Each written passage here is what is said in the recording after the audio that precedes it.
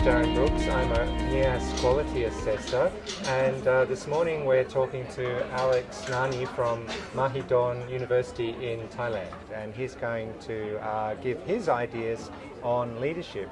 So Alex, what does leadership mean to you?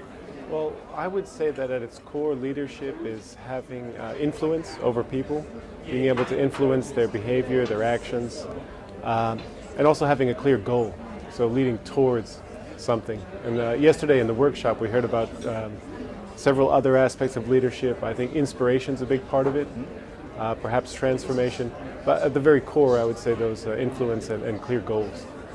And what kind of goals would you head towards in your day-to-day operations at Mahidol? Well, the reason we're here actually at the conference is we're heading towards quality in education, and really we're striving for international quality. So for a long time we've been doing our best and doing, I would say, a good job, but it's very helpful to be part of a larger community that can help to kind of clarify and crystallize what exactly the goals are and what we can be striving for. So that idea of continuous improvement and really making the most of the opportunities that we have. And who are the influences in ELT today? Well, actually, at this conference, and I would say other conferences I've been to recently, Camp TESOL, for example, where I also attended the NEAS leadership workshop with Patrick. I think we're seeing a much more diverse group of leaders, and we're seeing people, so for example at Camp TESOL, there were many Cambodian participants who I would say are leaders in their own context. So, as I said before, leadership I would say is having clear goals, and for ELT we can talk about quality as a clear goal, and people who can influence others using the tools that they have, which they get through their experience, through participation in workshops, training, talking with other people with similar goals. So really, I think in ASEAN particularly, we're seeing a much more diverse group of leaders than we did in the past. And do you think there's a role for teachers to be leaders? I think if we want to see quality in English language teaching, teachers must be leaders. And I think it's not something we can impose on teachers from the outside and just say, well, you're doing this, you need to do this because I know better than you. We really need to cultivate the teachers' leadership potential. And I think people will rise to the challenge. And that's something we're seeing, again, in my own context in Thailand. We're seeing a lot more people who are pushing for international standards. English is becoming more and more important in ASEAN. So 2015 was the start of the ASEAN Economic Community. We're seeing a bit more labor mobility, international trade. And the working language of ASEAN is, of course, English.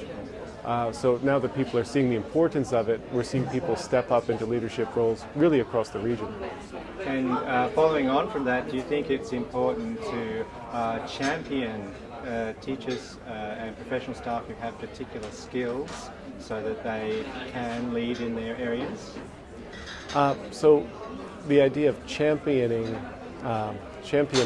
people who have potential, again, I think that's something we must do if we want to see improvements in quality and to see us reach our goals as educators. So I would say, we talked yesterday in the leadership workshop about empowerment and really giving people an opportunity. I think many people can be leaders if they're given an opportunity. And I think that we do need to champion people.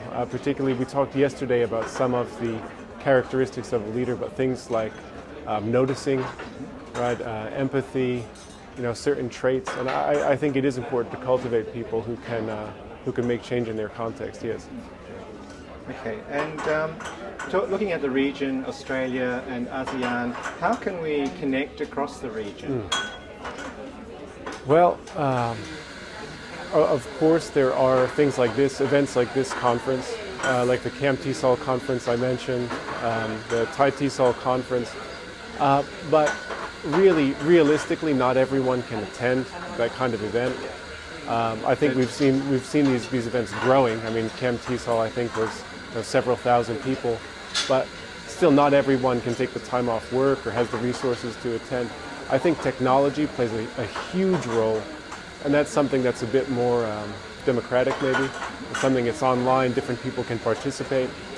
So in the lead up to the CAM-TESOL conference, I was able to participate in the Canvas course that NEAS prepared.